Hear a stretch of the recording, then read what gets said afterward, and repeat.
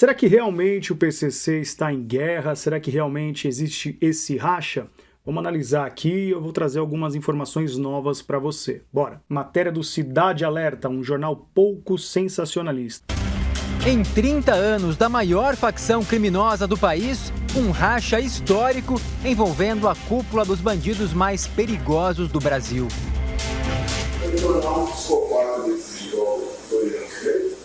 O isolamento do Marcola. Você vê que eles já começam aqui tirando uma ideia totalmente fora de contexto, né, mano? Já pega um trecho da conversa do Marcola e já usa como uma forma de manipular. Tem que tomar muito cuidado com as informações, viu, gente? Eu sou um cara um pouco mais analítico quando eu vou conduzir uma ideia.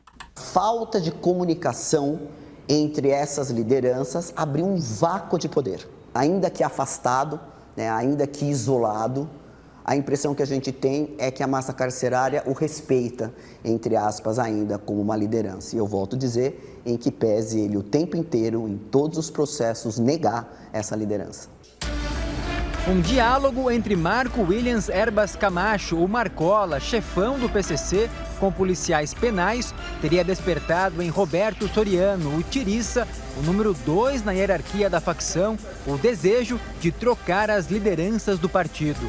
Mas não só mudar, Tiriça teria dado ordens para a execução de Marcola. O Marcola tem uma ascendência sobre os outros 7?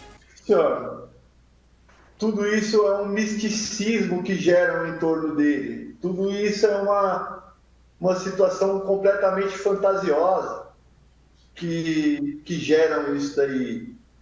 Porque ele não era o meu líder. Quem era? Tinha alguma liderança? A minha liderança era o crime. Eu quero chamar sua atenção aqui, ó. Presta bastante atenção nesse ponto. A matéria, a reportagem traz que ele quer mudar a liderança, certo? Se você voltar um pouquinho aqui esse vídeo, você vai perceber que a narração, toda a narrativa diz que Tiriça quer mudar a cúpula, a liderança, só que ele acaba de afirmar aqui, palavras dele, que não existe dentro dessa filosofia do PCC uma liderança, mas o que existe é uma ideologia, o que existe é um plano, uma ideia, uma cartilha que todos os membros seguem. E está aqui comprovado. Então já coloca por terra essa ideia de que Tiriça quer mudar a liderança. É as próprias palavras dele, entendeu? Por isso que a gente tem que estar muito atento aos detalhes. Vamos continuar analisando aqui. Mete uma trilha agora, uma trilhinha. Eu também uso trilha. A declaração de Marcola que Tiriça seria um psicopata foi usada por promotores durante o julgamento. Mas vamos conversar com o senhor, porque você também tem a imagem de mim, e eu sou realmente. Eu não vou dizer que eu sou um cara bom, eu sou um cara perigoso, de verdade. Eu sou mesmo. Mas não no sentido que você imagina de violência gratuita, não é esse sentido. Não sabe para minha vida, eu sei que você sabe. Então é que essa obra está aí, eu estou ouvindo tudo, eu sou bom. Vejo o aumento de agentes, eu vejo muito enxerga as coisas. Meu perigo é esse mesmo, eu não nego isso, porque a gente tem uma visão, não é minha, não é? É minha obrigação até, lutar o melhor para mim, entendeu? Mas eu não tenho agressão ao funcionário, não sou mal educado, nada disso.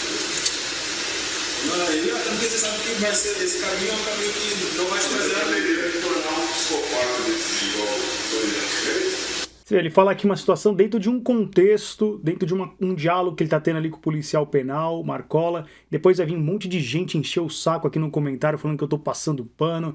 As pessoas elas têm dificuldade de se ater aos fatos. Aqui a gente analisa fato, a gente não analisa fantasias. Você viu que o fato ali é dentro de uma construção de uma ideia, né? Então vamos seguir aqui mantendo o nosso nível intelectual lá em cima, tá? Por favor, para você que está assistindo aí. Tiriça foi condenado a quase 32 anos de prisão em 2023 por ser o mandante do assassinato da psicóloga Melissa de Almeida. A servidora pública foi escolhida pelo criminoso por ser um alvo fácil e porque naquela época ela trabalhava na penitenciária onde ele cumpria a pena. Ô Roberto, existem decisões colegiadas dentro desse grupo dos Sintonias? Essas decisões são tomadas de forma independente, cada sintonia tem a sua autonomia. Como é que vocês fazem uso do poder dentro do PCC? Senhor, O estatuto está ali, é um documento. Nós chamamos carteira de motorista. Você está dentro, você está habilitado, está ali. Cada um tem sua autonomia, cada um sabe o que faz. Se você errar dentro daquela situação ali, seja eu, seja o GG que errou, foi cobrado, seja o Paca que errou, foi cobrado, seja o Birosca que errou, foi cobrado. Se eu errar, eu também vou ser cobrado. Eu não sou impune a erro, não. Se eu errar, eu sou cobrado e perco minha vida também. O assassinato aconteceu em 2017 e seria uma resposta da facção contra os novos regimes de segurança impostos nos presídios federais. Eu não estou desanimado, se você não percebeu isso. Eu não estou, não. Eu sei que não, amor. Você acha que eu estou desanimado? Eu sou o cara desanimado? Pode ter muralha, pode ter tanque de guerra, pode ter ponto 50, pode ter mas eu estou com o cara desanimado? Estou com o cara derrotado? Então, quer dizer, eu estou vivo. Você falou para mim, vive. Eu não queria mais viver. Vive por mim. Momento, no primeiro ano. Porque eu sabia que ia passar por tudo isso, entendeu? Então eu não queria mais viver, mas você chegou em mim e falou, e aí? Vive, tem que viver. Tem os nossos filhos. Então eu estou vivendo, entendeu, meu? E eu vivendo, eu sou eu, entendeu? Eu não deixo de ser eu. Os presos da... Aqui é um contexto, cara, por isso que eu falo, os caras tiram edição, eu trabalho com edição, mano, então é complicado isso. Eles vão montando ali um tabuleiro, vão montando uma linha de raciocínio. No meu entendimento, essa é a minha opinião, ali ele tá falando sobre a questão de ele ter sido transferido pro RDD. Tá falando sobre questões de depressão, ele tá falando das dificuldades que é ficar preso nesse regime mais rigoroso, ele tá falando ali da personalidade dele. Aqui, na minha opinião, na minha visão, é uma questão muito focada no cumprimento de pena dele no RDD. Não tem nada a ver sobre questão de guerra, de racha e tudo mais. Mas vamos continuar aqui, vamos lá. A facção consideravam que estavam sendo prejudicados e sofrendo opressão do Estado. Na época, muitos detentos deixaram de ter a visita íntima e também tiveram o direito de ver os advogados suspenso. Com a intenção de dar uma resposta, Tiriça ordenou a morte de Melissa.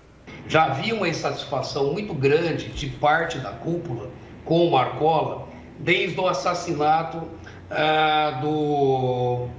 de um criminoso também importante aqui, que era o Edilson Borges Nogueira, conhecido pela alcunha de Birosca.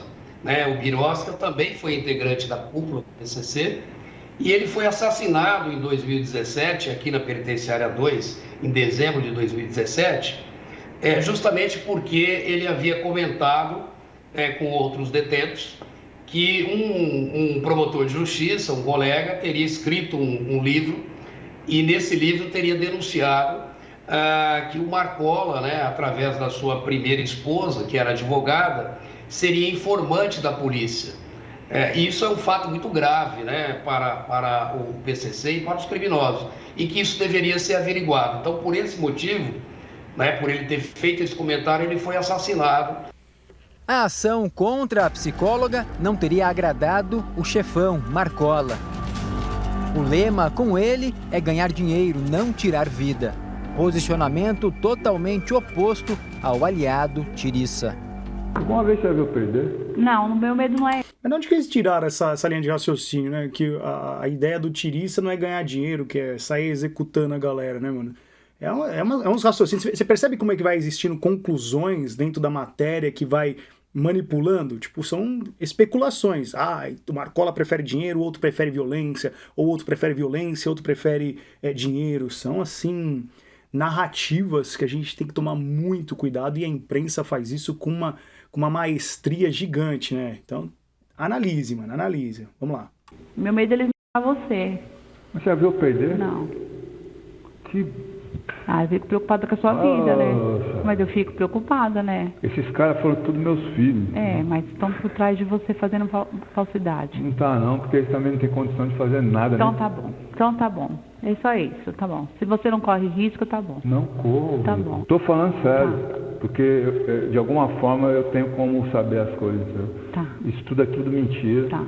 numa conversa quando estava em Porto Velho.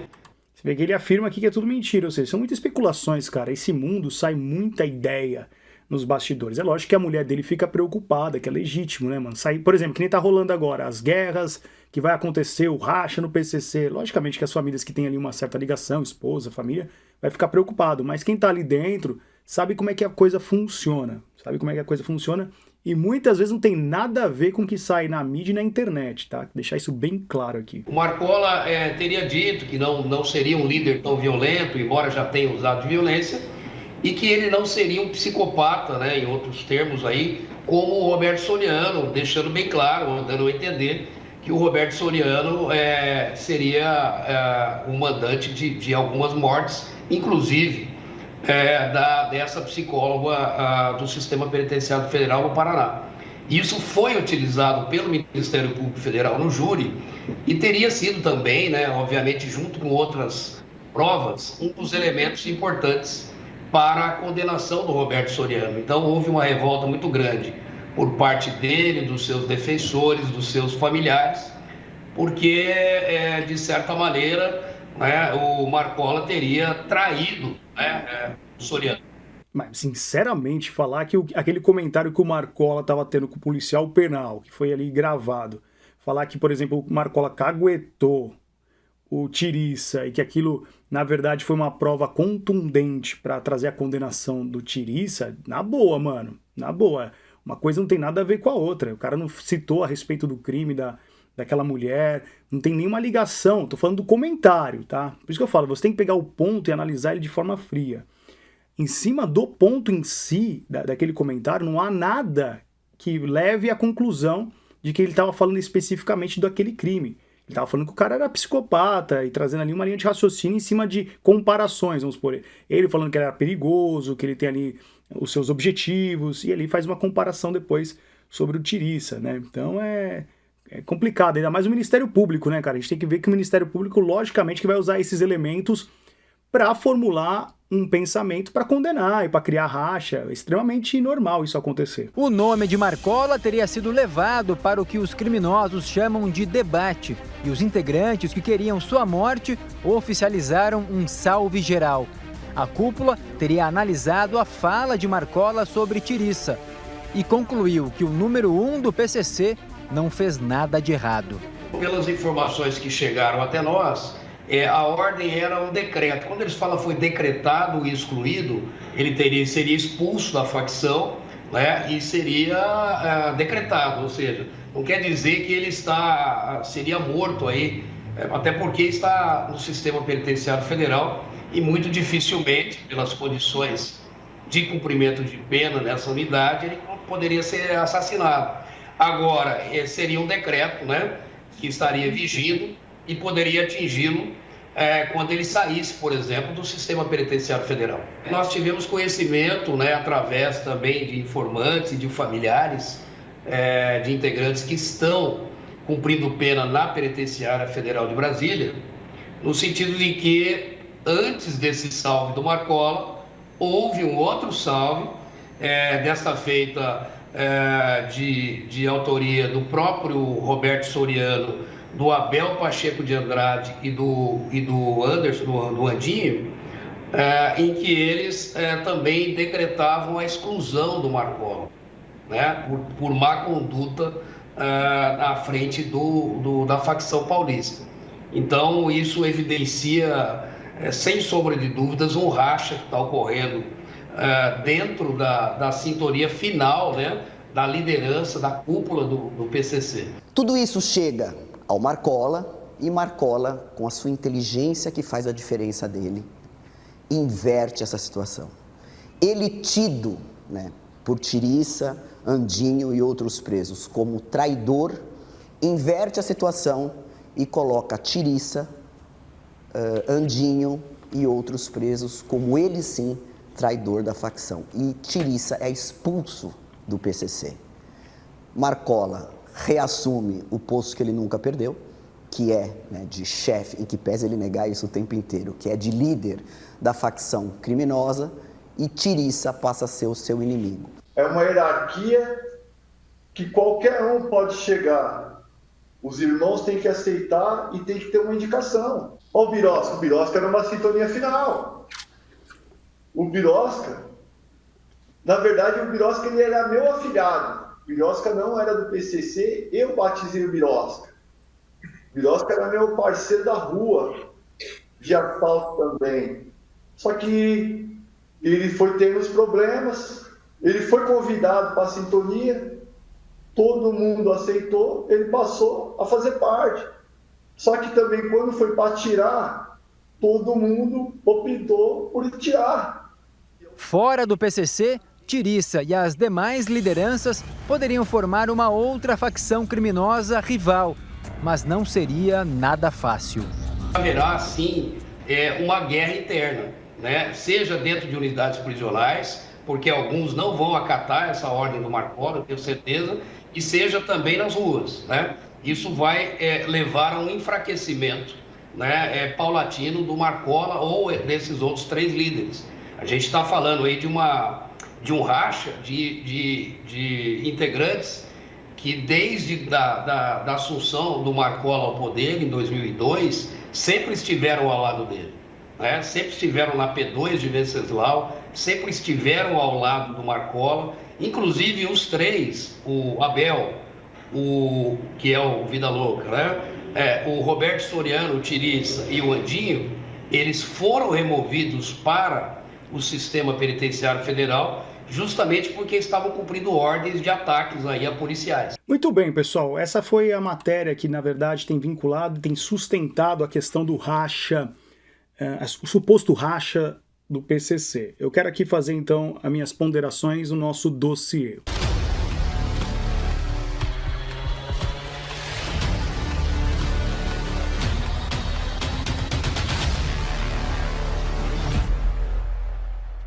Não se esqueça de deixar o seu like nesse vídeo para fortalecer a nossa missão e se inscrever no nosso canal. Bom, eu vou ser muito sincero e sei que eu serei muito criticado por essa minha posição, mas sinceramente falando, pela experiência que eu tenho, né? E se você quiser saber minha experiência, cara, eu não gosto de ficar dando essas carteiradas, porque soa uma arrogância. Quiser ter meu livro, ter as minhas entrevistas, e aí você vai entender a minha experiência. Eu vou aqui direto ao ponto. Eu entendo que tudo isso chama-se uma cortina de fumaça. O que seria essa cortina de fumaça? Por conta desses pontos isolados, potencializou esse suposto racha, né, para tentar criar ali uma divisão. E ver se você concorda comigo. A quem interessa essa suposta guerra? Essa suposta guerra, logicamente, vai trazer vantagem, por exemplo, para o Ministério Público, através do GAECO. E assim, o que eu preciso fazer aqui um ponto, e é uma questão de consciência. Eu vivi isso na pele. Muitas coisas, às vezes, que o Ministério Público coloca na denúncia, tá totalmente distorcido da realidade. Eu mesmo respondi um processo que muito da investigação que eles colocavam na denúncia estava descolado total da realidade dos fatos. E um dia talvez eu grave aqui no canal, mostrando ponto por ponto, pegando minha denúncia, mostrando, mas não é a minha situação que tem que estar na pauta desse vídeo aqui. O que eu quero dizer é que sempre eu fico com o pé atrás.